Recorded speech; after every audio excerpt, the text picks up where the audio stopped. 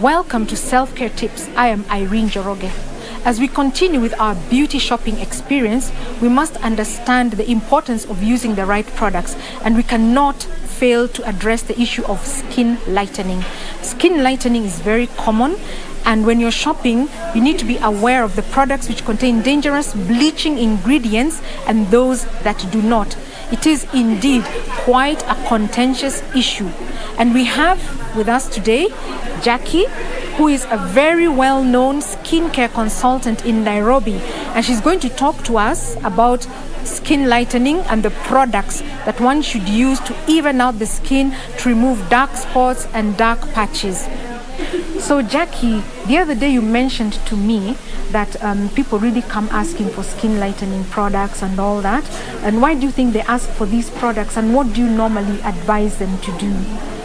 People normally come here at Super Cosmetics mostly to ask for products that normally will help to lighten their skin. But according to us, we normally advise people not to use bleaching products that will damage their skin. We normally encourage people to use safe products that we stock in our store. Mostly the products we stock are of vitamin C, which will help to lighten the skin, smoothen the skin, and soften and give you a radiant color back. We normally have also people who have sunburned skin. Yes. And we advise them on what to use so that they can get back their natural color back. Jackie, I can see you're really glowing. You look lovely. Your skin is a deep tone. It's so gorgeous. What would you advise people to do to achieve that glow without changing their color? It's better to use a product that is safer, and also you have a daily routine that you can use, especially a cleanser, a toner, and a good moisturizer. Cleanser, toner, and a good moisturizer.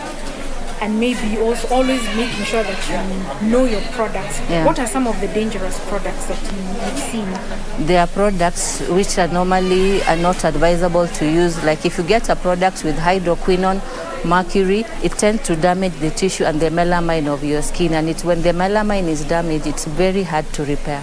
Jackie, I completely agree with you about this issue of bleaching. It's something that should never be included in a person's skincare routine. It is best to use natural products like those ingredients you've mentioned, like niacinamide, vitamin C, vitamin E, which are natural brighteners. One should completely avoid things like mercury and hydroquinone and steroids, because these damage your skin. And once that damage is done, it is irreparable. Damaged skin by bleaching takes a long time to heal, if at all it ever heals. That should never be part of your skin routine. And this has been Self-Care Tips. I am Irene Joroge.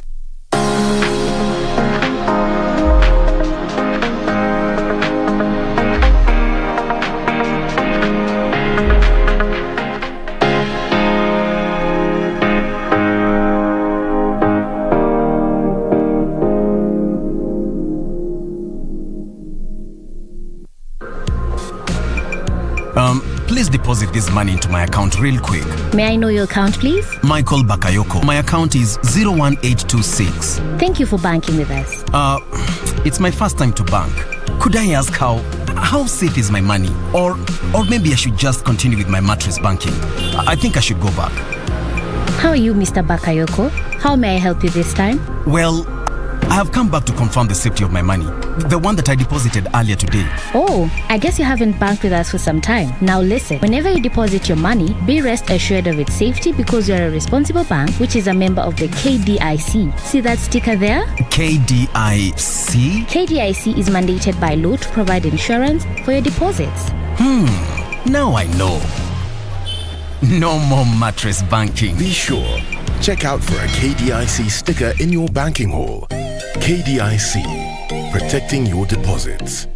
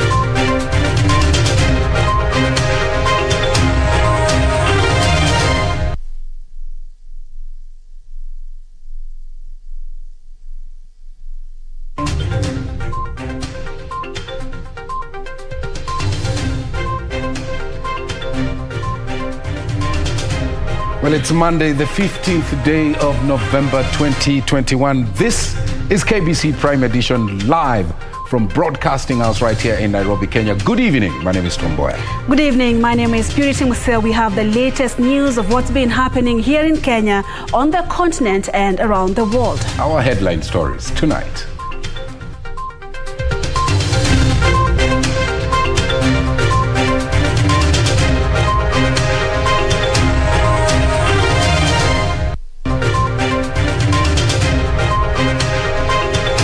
On the loose, 3 terror suspects escaped from Kamiti maximum prison. Soccer intrigues. FKF president release on cash bill as FIFA warns government against meddling. Should anyone give a bribe with the aim of securing a place during this exercise, they will have themselves to blame. KDF recruitment, 23 arrested over bribery. Kuna mtu anaweza kutuambia sisi watu milioni 8 tumeunda serikali mara 2, tumefanya maendeleo mengi, katikati yetu watu milioni 8 tumekosa mtu ya kutuongoza. Wana wapinzani wangu wanasema hiyo ni porojo, zile gharama ya serikali, hapana, tunaambia hao. And battle for votes. Deputy President in Meru as ODM leader promises goodies to coast residents.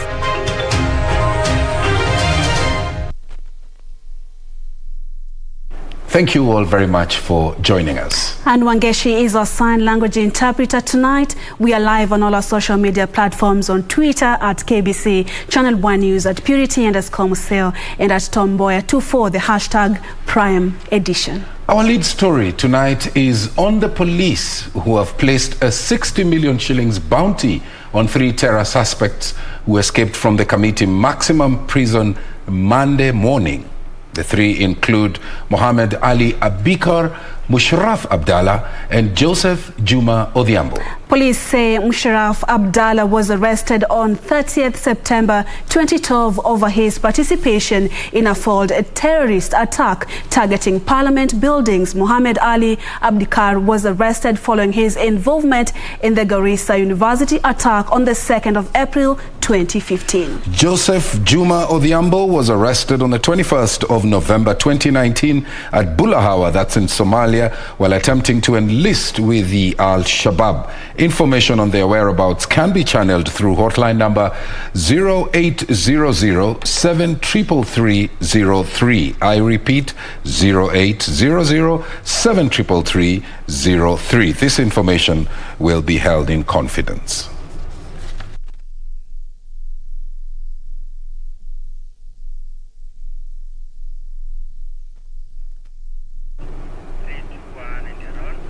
Now on to another story that's making headlines tonight. Ejected Football Federation of Kenya President Nick Mboya will have to pay 4 million shillings or secure a bond of 7 million shillings for his freedom. Mboya, who spent the weekend in police cell, was arraigned before Milimani Senior Resident Magistrate Nyamu on allegations of fraud. Of Criminal Investigations has sought 14 days to continue detaining, which was rejected, by the way, by the court. Nick Mboya was on Monday afternoon presented in court, with the DCI seeking to detain him for 14 days pending investigations. Prosecution argued that if released, Mboya would interfere with the witnesses who are employees of FKF and documents in his office that could not be accessed over the weekend. Your Honor, you note that being the president of this organization, he was in the position of authority and influence. There are employees of FKF who takes instructions directly from him, and these employees are potential witnesses.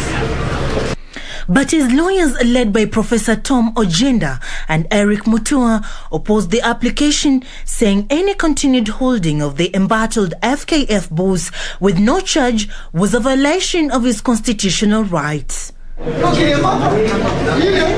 Mwendo's legal team accusing the DCI of lacking transparency in the case, claiming the previous report was about mismanaging 513 million shillings, while the affidavit only cites transfer of 8.5 million shillings and withdrawal by unauthorized signatories of 29.5 million shillings. If you look at this affidavit, which has been brought before the owner for convincing you that the respondent should be detained for a longer period. That figure of 513 million does not feature anywhere at all. The Defense Counsel also cited a letter from FIFA, pointing out the implications of failing to release Mwendwa. Your Honor, the effect of the arrest of the president of FKF is a ban on football. And once Kenya is banned, Your Honor, it will take many years for Kenya to find its footing in football. And that is precisely, Your Honor, the public interest question in this matter. We will give our country a dirty image to the entire world. But his freedom had a price, as the court barred him from accessing his office or building, no access to all workers of FKF, no address to the media, not to attend any football activities up to when the ruling is delivered on the 17th of November. Well, this comes amidst a looming ban on Kenya from the International Federation of Football, FIFA, calling for negotiations with the Sports Cabinet Secretary, Ambassador Amina Mohammed. Sarafina Robi for Prime Edition. Because crisis enveloping the football scene in the country, and we will be tracking that story for you. Let's move on to now an item here on corruption. 6 people, among them 2 senior Homa Bay County Assembly officers, have been arrested over an alleged involvement in an 85 million shillings fraud. In a statement, the Ethics and Anti-Corruption Commission CEO Twalib Mbarak said those arrested are directors or directly linked to Nyangume and Damila Enterprises, companies that were used to defraud the Homa Bay County government. Now Mbarak says that the suspects will be arraigned in court on Tuesday.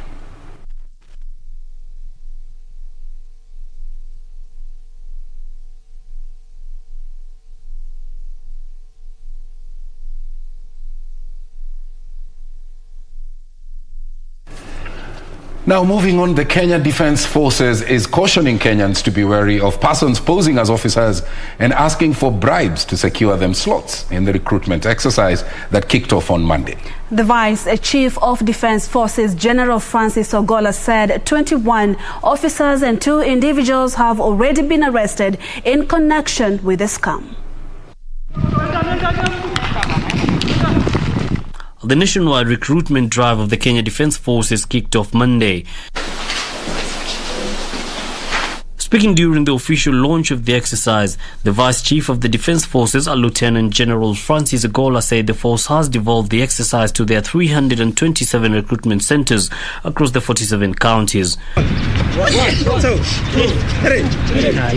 The exercise is targeting officers in 6 categories, which include General Officer Cadets, General Officer Cadet Graduates, Specialist Cadets, General Duty Recruits, Tradesmen, and women in the Defense Forces Constabulary. The 14th of November 2021, yesterday, marked the last day for the specialist officers and tradesmen to submit their applications on our online portal.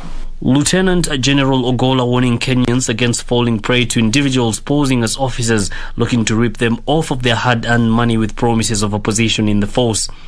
Already, 2 individuals have been arrested in connection to such a case, and 21 service personnel are going through a court-martial for their role in the vice. Bribery and acts of corruption are against the law. Should anyone give a bribe with the aim of securing a place during this exercise, they will have themselves to blame. No country wants to have soldiers who have paid their way to the battlefront. They will never perform. KDF advising young Kenyans seeking to be enlisted in the force to keep off drugs, saying addicts have no place in the force. We cannot take you in the military if you are taking hard drugs. It was very unfortunate. We find young Kenyans, excellent qualifications, but they are testing positive for hard drugs. KDF is appealing to youth eligible for recruitment to turn up in the recruitment centers, saying those vaccinated against COVID-19 should not shy off. All what we'll ensure is by the time you are going through training and you are being trained as a military person, you'll have been vaccinated. In Mundera, Lieutenant Colonel Samiliago decried the low number of women that have shown interest in the force. In Migori County, the exercise will target the minority groups. Yusuf Far reporting for Prime Edition. Now, a court in Mombasa has jailed 4 police officers for the death of a British national, Alexander Monson, 9 years ago. The 4, Naftali Shegem, Charles Munyeri, Ishmael Baraka and John Pamba, will now serve jail sentences of between 9 and 15 years for manslaughter. The 4 officers were given jail terms of between 9 and 15 years, but between 5 and 6 years were suspended. In each case, for the 2012 murder, the police initially said Monson had died of a drugs overdose, but an inquest in June 2018 found he had died from a head injury. Toxicology reports showed he had no drugs in his system at the time.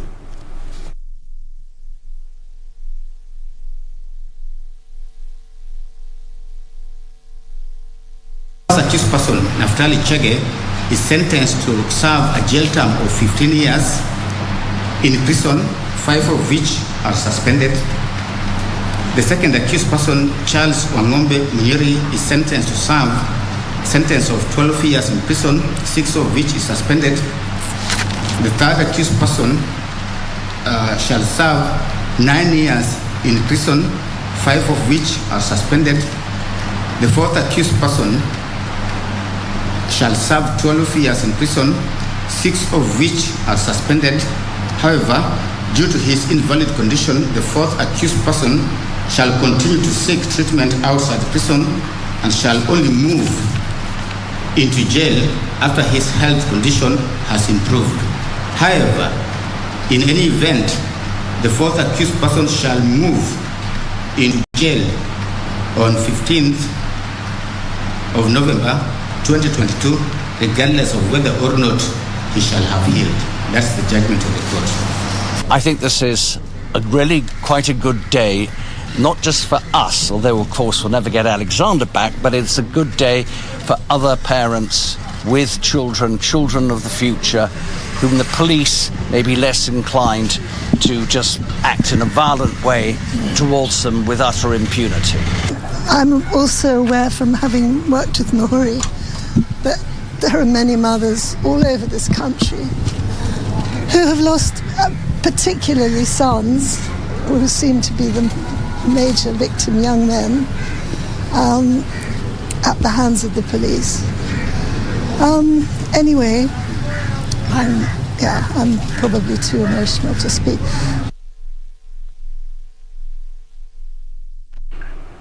Well, that story brings us to our first break. This is KBC Prime Edition. Stay with us. We have plenty more coming up, including Raila's charm offensive at the coastal region.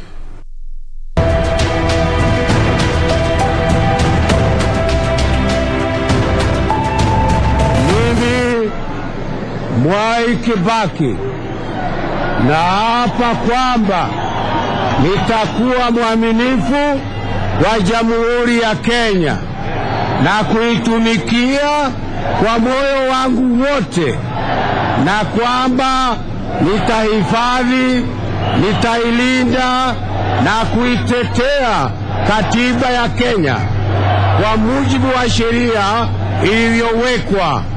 Ewe Mwenyezi Mungu nisaidie.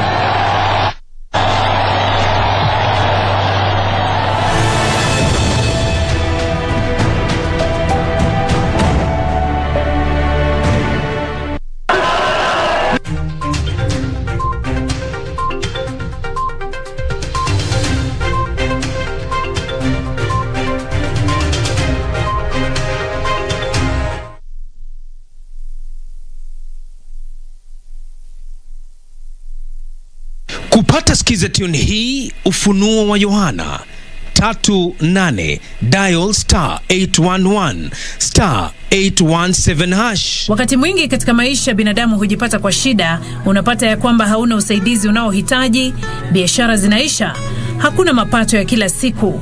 Lakini hata kwa hayo yote, Biblia inasema ya kwamba katika kitabu cha Ufunuo wa Yohana mlango wa 3 mstari wa 8, na yajua matendo yako. Tazama, nimekupa mlango uliofunguliwa mbele yako. Ili kupata skiza tune hiyo ya Yohana 38, dial *811 *817#. Dial *811 *817#.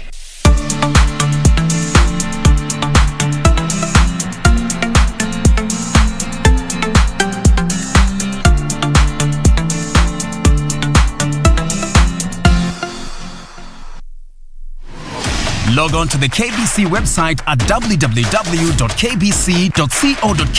to get the latest breaking news, entertainment, sports, politics, lifestyle or business trends from Kenya and around the world. Never miss new episodes from your favorite TV shows, reruns and movies. Just stream online or watch live on your YouTube channel at KBC Channel 1 TV shows. For the day's biggest stories, trustworthy news and family entertainment, log on to KBC Channel 1. Watch what you want anytime, anywhere.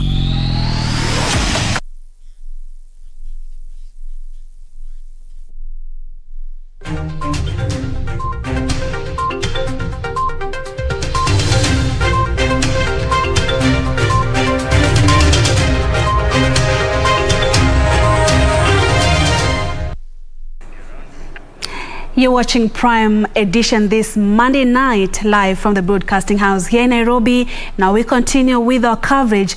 The Orange Democratic Movement leader Raila Odinga continued his 3-day tour of the coastal region, pitching tent in Malindi town. Raila defended his social security plan, saying it has been tried and tested in other developing nations. As part of his charm offensive to the coast electorate, the former premier promised to revive the tourism sector and increase investment in the blue economy, besides tackling the land issues that has dogged the region for years.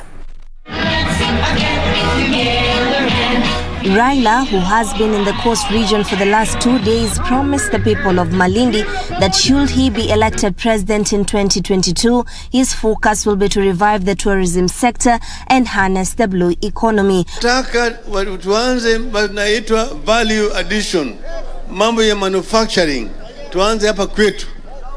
Alafu vile vile tufundishe watu wetu kujivunia kama Wakenya. Buy Kenya, build Kenya. Buy Kenya, build Kenya. Sawa. Hivi ndio hata viwanda vyetu vitaanza kunawiri. Kaunti ya Kilifi ijayo itakuwa ufisadi free. Mnasikia? Na biashara ya Kilifi itafanywa na watu wa wapi? Wa Kilifi. Hatuta import watu kufanya biashara ya kaunti ya Kilifi. Raila using the forum to defend his social protection policy and dismissing his critic, saying that the system had been tested in other African countries such as Botswana. Yule mwizi ambaye ameiba mali yako na anakusaidia wewe kuitafuta.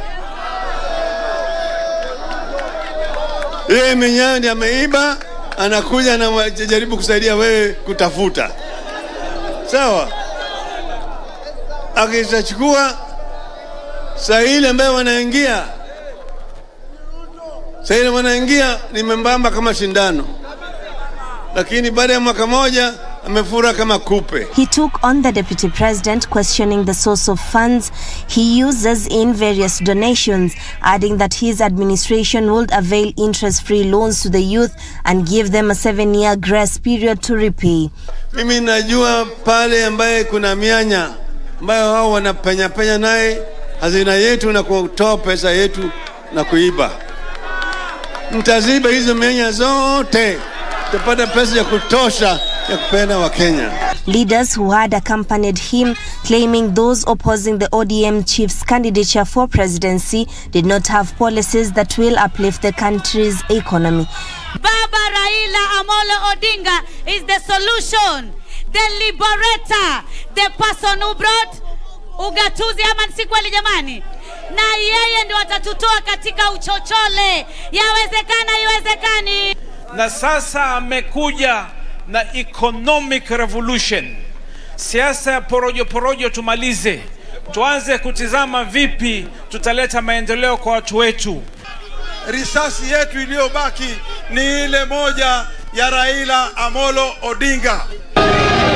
Devolution CAS Gideon Mungaro, who attended the meeting, waged his allegiance to the ODM party. Juni Karisambele for the Prime Edition from Kilifi County. Well, while Raila was popularizing his party's Azimio la Umoja declaration, the Deputy President was in Meru. Deputy President William Ruto said victory is in his side in the 2022 general election. Ruto, who was in Meru, wondered why the Jubilee Party leaders were busy scheming to push him out of the party, yet they themselves are associating with ODM leader Raila Odinga. The Deputy President, who was popularizing his bottom-up economic model, called on locals to support the UDA party, which he said has sound policies on how to drive Kenya forward. The Deputy President has for the last 4 days camped in the Mount Kenya region as he seeks to solidify his hold on the vote-rich region. Monday, Ruto pitched tent in Meru County, where he exuded confidence that he would trounce his rivals in the 2022 general election. Ruto took issue with leaders in the Jubilee Party whom he accused of betraying Jubilee supporters by backing ODM leader Raila Odinga. Kuna mtu anaweza kutuambia sisi watu milioni 8 tumeunda serikali mara 2, tumefanya maendeleo mengi, katikati yetu watu milioni 8 tumekosa mtu ya kutuongoza. The Deputy President pushed for his bottom-up economic model as a sound policy that would move the country's economy on an upward trajectory. Kama kuna priority number 1 ni vile tutapanga uchumi ili hawa vijana wapate ajira, wajisimamie. That is our priority number 1.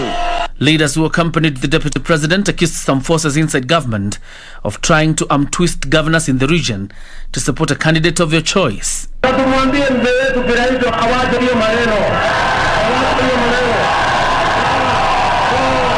Tumemwambia magavana wasijaribu, wasidhubutu kutusukumia Raila Odinga. Hapa Meru hatuna mipango miwili. Mpango wetu ni UDA, ndio. Kujua watu wa Meru hapa. Sababu sisi ni waerevu. Sababu tunajua ukweli. Tunamwelewa nani mtu wetu anatusaidia wakati tuko na mashinda. John Jacob Kuria, Prime Edition. Elsewhere, National Assembly Speaker Justin Muturi has defended the performance of parliamentary departmental committees at the height of the COVID-19 pandemic. Muturi says members of parliament leveraged on technology to ensure that parliamentary business is not interrupted. Muturi has, however, challenged lawmakers to add value to governance through effective oversight. Muturi spoke on parliament grounds during the second parliamentary forum for committees. I've also found difficulties interrogating some of the decisions being taken by the executive. You know, especially examining reports from the Auditor General by either the Public Accounts Committee, Public Investments Committee. Therefore, this has been quite a challenging time, but I must commend the committees, because even as much as we've put pressure on committees, that remember, we always require within 21 days after a bill has been referred to a committee to submit a report. Even though it has not always been timely, committees have gone out of their ways to make sure that reports on various bills and legislative proposals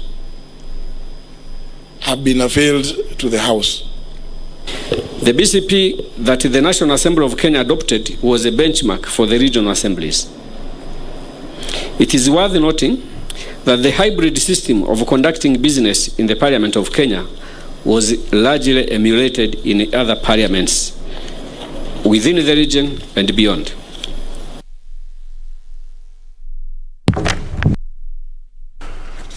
Let's now shift and move into health. Statistics from Ministry of Health indicate that more women are embracing modern family planning methods. Health Principal Secretary Susan Mochache says that this year alone, 2021, millions of women have been reported using modern contraception. The uptake of modern family planning methods is, however, still low in arid areas where women opt for traditional methods of birth control. The Ministry of Health and Development partners signed a memorandum of understanding on establishment and implementation of a sustainable financing mechanism for procurement of family planning commodities. The arrangement is set to enhance access of family planning commodities to a tune of 2 billion shillings. According to the Principal Secretary in the Ministry of Health, Susan Mochache, this year alone, 6.3 million women used modern contraception, a situation that averted 2.4 million unintended pregnancies. When you think about it and contextualize that it is the lives of women, it is not just numbers, it's somebody, a woman somewhere who was desperate and this contraceptive saved them, then you realize that that number, 2.4, is not little. There are families could have become even much more poorer and even suffered nutrition because of an unintended pregnancy. 2.4 million families perhaps saved from that tragedy. Repeated surveys done over, especially by performance monitoring for action, which shows that the total fertility rate has declined from a high of 4.6 to currently 3.9, and significantly also the unmet need for family planning has declined to stand at 18%. And over the implementation period of this program, we expect that this will come down further to 9%. However, despite the steps made so far in the uptake of modern contraception, the Ministry of Health is still concerned over disparity in arid counties. Counties, especially northern arid land counties, where family planning uptake is still very low, the modern contraceptive prevalence rate is still very low, and we need to do a lot of advocacy even as we assure commodity security by working with the communities through social behavior change communication to increase the uptake of family planning. But you can't have that conversation without talking about counties playing their role, with about health workers playing their role, and with actually communities and women and also men in communities, just making this having that full effort from everybody involved. That's the way you have success. USAID remains committed to advancing access to voluntary family planning services in Kenya. This is key to meet the pledge of the 2030 Agenda for Sustainable Development to ensure universal access to sexual and reproductive health care services. The Director General in the Ministry of Health, Dr. Patrick Amoth, underscoring the need for counties to be actively involved in dissemination of information towards ensuring social behavior change. Nancy Okwari. And Kenya's COVID-19 positivity rate has dropped slightly to 0.7% after 12 people tested positive from a sample size of 1,730 tested in the last 24 hours. Total confirmed positive cases are now 254,309. Cumulative tests conducted so far are over 2.77 million. 3 deaths have been reported, all being late deaths recorded after conducting facility audit records. The cumulative number of fatalities now stands at 5,319 as at November 15, 2021. Over 5.9 million vaccines had been administered across the country. Meanwhile, statistics from the Johns Hopkins University indicate that globally over 253 million people have tested positive, while more than 5.1 million others have died. News: 5 students of Kerugoya Girls High School have been arraigned in court following fire incident that occurred in the school Sunday evening. Several students were injured as they scampered for safety during the fire incident. Elsewhere, the Kenya Young Parliamentarians Association has launched a youth-driven climate change program in Migori County. The initiative will be replicated in 8 other counties across the country. This and more stories in our County News Roundup. As the government tries to crack the whip on the spate of fires in schools that continue to affect a majority of high schools in the country, 5 girls from Kerugoya Girls High School have been arraigned in court to answer to arson charges. The 5 were arrested following a fire incident that saw a dormitory razed. The school has since been closed, the incident adding to the numerous cases of school fires that continue to be reported in various parts of the country. Elsewhere, a program to reduce climate change has been launched. Speaking during the program launch in Nyanchabo Pefa Church in Kuria West constituency, the association's program officer Elvis Wambura said the program will run in Mandera, Migori, Baringo, Nairobi, Makueni, Lamu, Mombasa and Busia counties. Wambura challenged the youth to use their numbers to change the climate change discourse in the country. This project we are implementing in partnership with the Royal Danish Embassy and as well as support from the Uraia Trust, and we are doing it in 8 counties. One of the counties that we are doing it is in Migori, we are doing it in Baringo, we are doing it in Lamu, we are doing it in Nairobi, we are doing it in Busia, as well as Mandera, where we shall be going in the following week. A 20 billion Mwache multipurpose dam is being constructed in Fulugani Trading Center, Kwale County. The dam is meant to control the floods flow from Mwache River Basin for domestic water supply and irrigation to Kwale and Mombasa counties. Touring the construction site, Coast Regional Commissioner John Elungata said Mwache Dam project is part of the second phase water security and climate resilience program, which will focus on Mombasa and Kwale counties. Elsewhere, youth in the country have been urged to vote in visionary leaders in the next year's general elections in a bid to safeguard their future. Addressing the media in Nakuru, Daniel Kimani, a youth leader, said participation in the elections was the only way to ensure change they desired is effected. Youth sasa tumeshikana na tulianza kitambo kuelezea wanayouth wetu tutakula handouts today na tomorrow tuumie. Wacha kura yetu sasa iongee. We are 70%. That means we can elect leaders. Finally, Form 4 students at Kakamega National School have started reporting back to the institution. Parents of the school have, however, termed as punitive the over 9,000 shillings penalty for damages and the requirement to pay school fees in full upon readmission.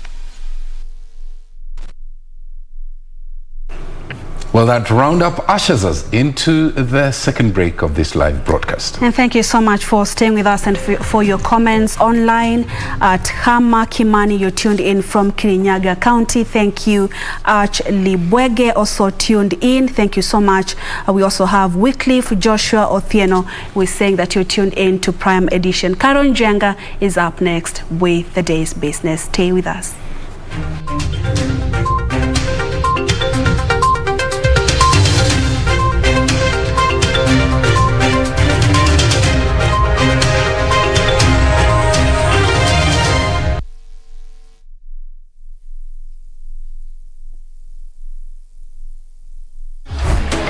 Buda, pesa yako.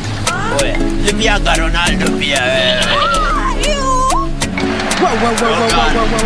Unadondoka mwana kakana. Ni game ya mwisho, multibet ingiane ama ichomeke. Swali ni, utadondoka? Kati mkana melizwa, shukisha. Dondoka visimpo na Odivance Cash Out. We take it on at the right time. Honorable Musalia Mudavadi. The Honorable Mutahi Kagwe. Chief Justice Martha Karambuko. This is KBC, the voice of Kenya. Asking the right questions. I don't know how it made you feel as speaker who is presiding over a house where members can be compromised with 10,000 shillings. We keep our guests comfortable. A mission to ensure our audience gets a complete story. For a few hours or so, I thought this is it. my end has come. If really we want an end of this pandemic, we must fight. Our goal, to tell it as it is for the benefit of our viewer. And I'm sure we will have good discussions. All right. That will make probably your viewers understand KDF better. With 21 radio outlets. During a live interview on KBC TV, Chief of Defense Forces General Robert Kibosha. Jaji mkuu kwa mara ya kwanza katika mahojiano yake ya kipekee na runinga ya KBC Channel 1. And 2 TV stations covering over 90% of the entire country. The message always gets home. KBC, the home of on-air TV interviews.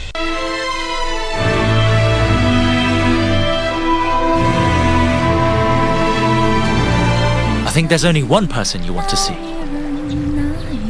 To you. You've been asking about him non-stop lately. Do you take me for a fool?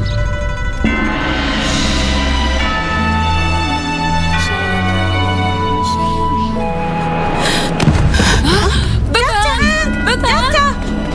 Wake up, Are you alright? Can you hear me? Doctor! What tip-off?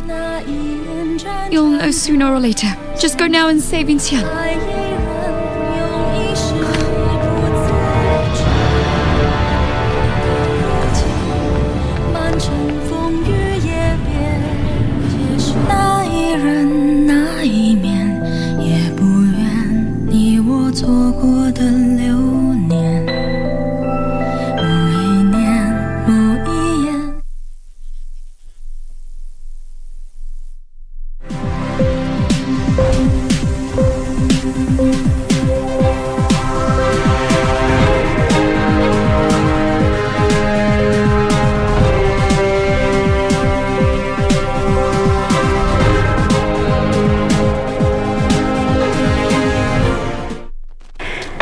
Good evening. Let's now take a look at what has been making headlines in the world of business. My name is Carol Jenga. Now, the government is seeking to register 5 million small businesses within the next 1 year in plans to have them formalized their activities. Micro and Small Enterprise Authority Director General Henry Ritha says an online platform has been created to facilitate the registration process that will also act as one-stop shop for startups registration. The Micro and Small Enterprise Authority says it has 12,000 SMEs in its database and are seeking to register 5 million more in the next 1 year. The authority has created a platform that will register the SMEs and also act as a registration platform for startups. Once you register under the Office of the Registrar of Micro and Small Enterprises as a small business, you do not go to register elsewhere. We are even pushing you to be accessing tenders and businesses through that certificate. You do not have to go to any other regime. The authority says it seeks to register 15 million SMEs in its long-term strategy, with the data from the exercise being used to draft policies that will regulate the Juakali sector. Your growth per year, and you want to use this for planning purposes. So it is more to the benefit of the small business person that the country is doing this. The regulator has allayed fears that the data from the registration exercise will be used for taxation purposes. It is not about any other compliance issues. It is more about facilitation than compliance. The registration exercise has already attracted a 25 million shillings funding from UNDP that will also help link small businesses to markets across Africa as the African Continental Free Trade Agreement takes shape. Advantage of the free trade area.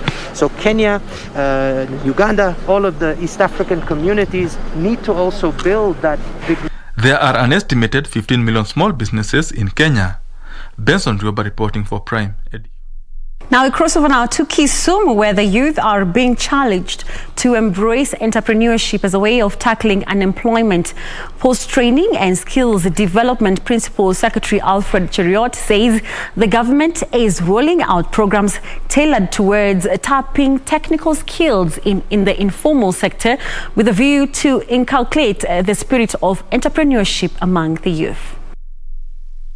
Post-Training and Skills Development Principal Secretary Alfred Cheriot, who spoke during an entrepreneurship exhibition at the Kisumu National Polytechnic, noted with concern the low uptake of funding schemes meant to facilitate entrepreneurship, especially among the youth. We have lots of funding for the youth. We have the youth fund.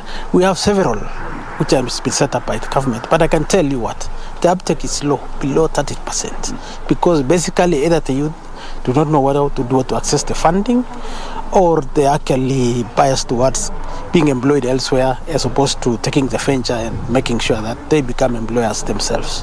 Cheriot said there are immense untapped skills in the informal sector, and it was high time the youth in Kenya developed interest in tapping their entrepreneurial skills to create employment. The issue of unemployment in this country is high, and the main reason is because everyone believes that we have to be in formal employment. But you can be an employer yourself. You can be a job creator, and you set up with your skills. You set up your own industry and be able to employ others. So instead of being an employee, you are actually the employer. The Juakali Association leadership said Kenya could industrialize at a faster pace if technical institutions worked closely with skilled artists in the informal sector. The State Department, along with the Kenya National Federation, coiled an initiative called Ujuzi Teke Teke, skills on the go for the youth. These skills on the go does not require funding. We are piloting it in Makueni, where the youths are incorporated by master craftsmen. They are taught for 3 months. They are certified by NITA, and they are bought for tools by the county government and given space by our associations. That value chain is about mind and cultural set. A similar exhibition is slated to be held at Kabete and Kenya Coast Polytechnics later this week. Reporting for Prime Edition from Kisumu County, I am Wycliffe Okage. We now take a look at what's happening in the irrigation sector, where the construction of the proposed Mwache Dam in Kwale County is set to kick off, targeting to put 2,500 hectares of land under irrigation. Coastal Regional Commissioner John Elungata says the 20 billion shillings dam reservoir will offer a lasting solution to the domestic water supply challenges and irrigation in the counties of Mombasa and Kwale, while harnessing the floodwater from Mwache River Basin. The Coast Regional Commissioner says the Mwache Dam project is part of the second phase water security and climate resilience program, which will focus on Mombasa and Kwale counties. The dam is said to have an 87.5 meter tall concrete gravity dike, storing 118 million cubic meters of water, with a daily supply of 186,000 cubic meters of water. The project is poised to begin anytime now, with 12,000 people being relocated to pave way for construction of the dam. Meanwhile, Indigenous Go Africa Company has entered into a memorandum of understanding with farmers at the Bunyala irrigation scheme in an effort to promote value addition of the rice. The organization has pledged to offer farmers certified seed, fertilizer, and buy the harvested rice. And one of the things about sustainable agriculture is making sure that we have a market for the produce of farm products that are being produced by the farmers on the ground. We are focusing on Bunyala rice scheme, but our vision is a lot larger than just Bunyala rice scheme. So we intend on partnering with many other communities within the county as well as the country to ensure that we are getting the right market, getting the right products and the right inputs to the farmers. Our rice varieties, our soils, our level of mechanization have all been very poor, but also most importantly is the issue of marketing. And that for us as a government is going to make it easy for the farmers to do rice value addition, to do good planting of rice, and even do harvesting as well as packaging of the rice. Busia County CEC for Agriculture Moses Osia said the initiative will go a long way in maximizing income for rice farmers in Busia. Reporting for Prime Edition, my name is Hibak Said. Thank you, Hibak, for that story. And that brings us to the end of business news for tonight. My name is Carol Jenga. See you tomorrow for more business news.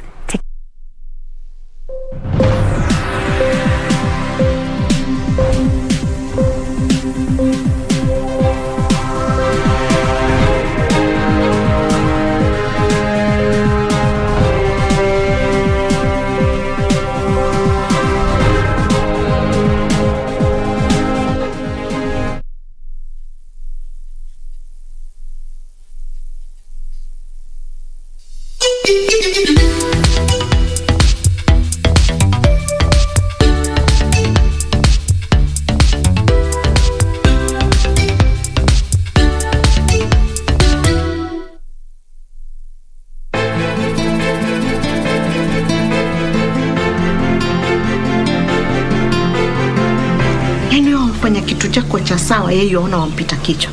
Sasa sisi wanawake tutakuwa hatufanyi mambo yetu kwa sababu wanaume wataenda kununa. Yule wakili hakusikia raha kuniona. Inakaa alikuwa anataka mimi nibaki huko nife kwa Kate. Ile kitendo ambacho umefanya haikufanya wewe jemedari. You're not a hero. Lakini mwanangu labda ameenda tu kwa marafiki atarudi. Ulikuwa umeenda wapi badi? Nikifikiri umepotea kama mama. Sijapotea mimi. Na saizi nimerudi na sitakuacha tena.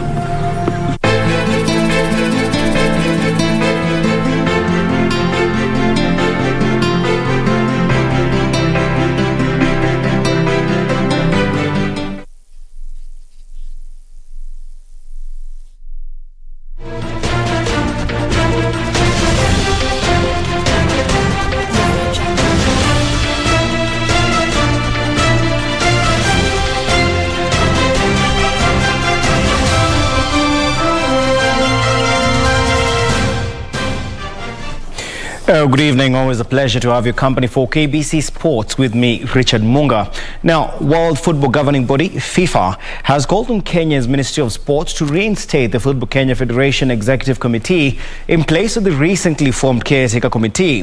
The FKF Executive Committee was suspended by the ministry, with Cabinet Secretary Amina Mohamed forming a Caretaker Committee to run football matters in the country for a period of 6 months as a probe into misappropriation of funds continues. In a letter addressed to Sports Cabinet Secretary Amina Mohamed, FIFA has insisted that the formation of the Football Kenya Federation Caretaker Committee goes contrary to its principles, which requires all member associations to manage their affairs independently and without undue interference from third parties, including the government. Highlighting the possibility of a ban if a solution is not agreed upon soon, FIFA has offered to call for a meeting with the ministry to discuss the way forward. The letter, signed by FIFA Secretary General Fatma Samora, continues, and I quote, "Going forward, without prejudice to the allegations that have been raised and any potential trial for offences that may have been committed, FIFA and CAF are asking you to consider the reinstatement of the FKF Executive Committee as prior thereto." FIFA and CAF administrators are prepared to work closely with the FKF and your office representatives, as it has already been the case in recent past, to normalize the situation. End of quote. Nick Mboya, who is serving his second term as Football Kenya Federation Chair, was ejected from office by the Ministry of Sports after his office was accused of misappropriation of funds, with Cabinet Secretary Amina Mohamed appointing a 27-person caretaker committee to run football in the country. Mehol national football team Harambee Stars wrapped up their 2022 World Cup qualifying campaign with a 2-1 win over Rwanda in a Group E match played today at the Nyayo National Stadium. The two teams were already out of contention in the race for Qatar, with today's match termed by most as a mere formality. Qatari-based Michael Olunga scored early on in the first half to put Koma had been brought down in the opposition box, with the home side leading 2-0 at halftime. Intent on earning a fast win in the qualifiers, Rwanda head coach Vincent Mashami made a few changes in the second half, with his efforts eventually paying off after only grouped third on 6 points after 1 win, 3 draws and 2 losses, while Rwanda came in last after recording just a single point. Mali qualified in the last round of games after beating Uganda and finished the group on 16 points, with Uganda coming in second on 9 points.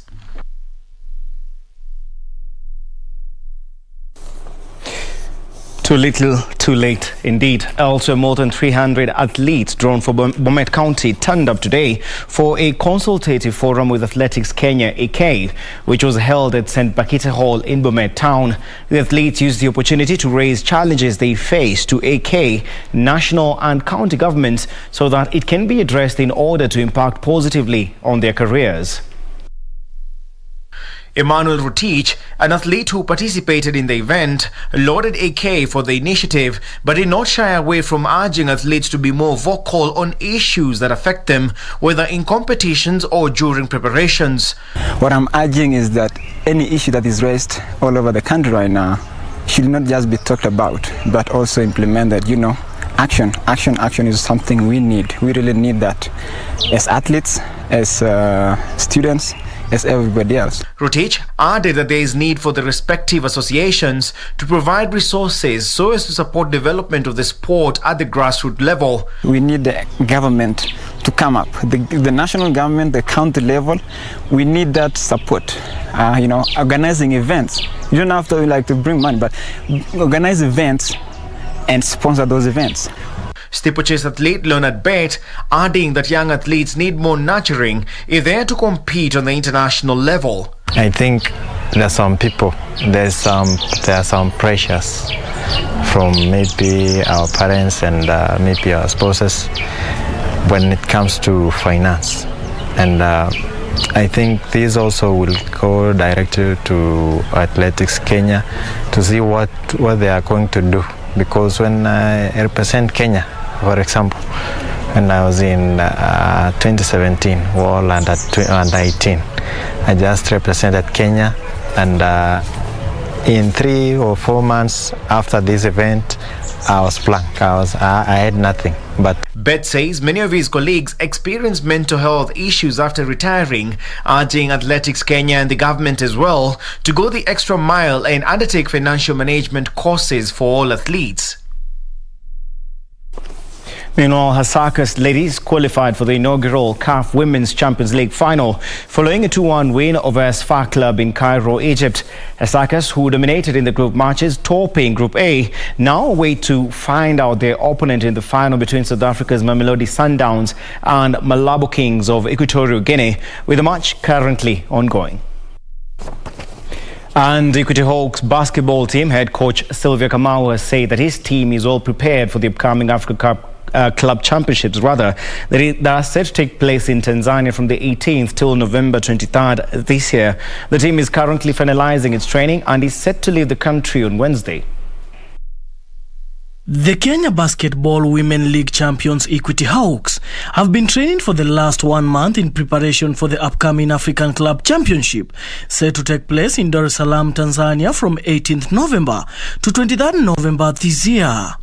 The team's head coach Sylvia Kamau has said that the team is well prepared and has been showing maximum cooperation and improvement on a daily basis in the training.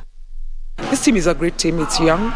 We've had a couple of players coming in who from high school, so we have good injection and a good blend of mature players, senior players who've played for a while, and young players. We started off shaky, but right now we've been in camp, we've been training well, and I believe we are good to go to retain our title, because once we were champions, and I believe we are able to take the cup again. Sylvia also stated that she is confident that the team will produce masterclass performance in the competition. The team will leave the country for Dar es Salaam on Wednesday this week. Daniel Mwendwa for Prime Edition Sport. Internationally now, Norwich City has confirmed Dean Smith as the new head coach in a 2.5-year contract deal.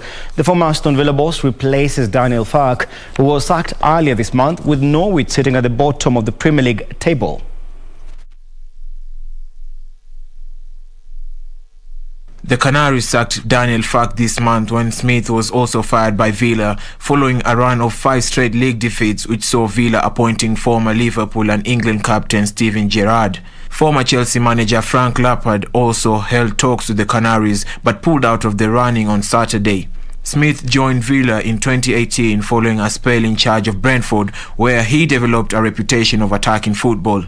He led Villa back to the top flight via the playoffs on his first campaign with a 10-match club record-winning run at the end of the season. All this comes with Norwich sitting below Newcastle United on goal difference with only 5 points from 11 games. For Prime Edition Oh, that's all the time we had for sports, but don't go too far. Purity Museo and Mboya are on the other side of the studio. Have a good night. Good night to you too, Richard, and good night to our viewers here in Kenya and around the world. That's where we wrap it up right here on Prime Edition this Monday night. It's been a great pleasure having your company. I'm Purity Museo, and Wangeshi has been our sign language interpreter tonight. We'll see you again tomorrow, God willing, same place. And I'm Mboya from Broadcasting House right here in Nairobi, Kenya. Good night and God bless.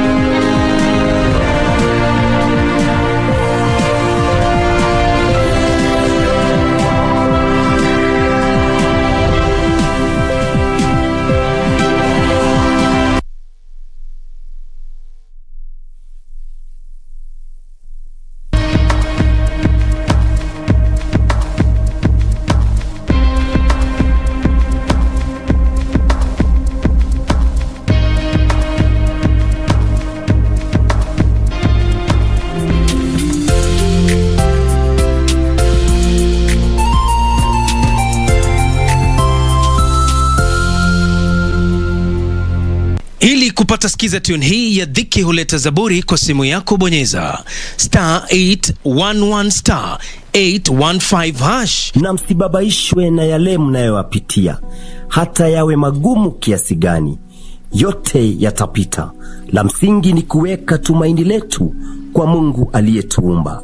Katika kitabu cha Warumi 5:3, wala si hivyo tu, ila mnafurahia katika dhiki pia, mkijua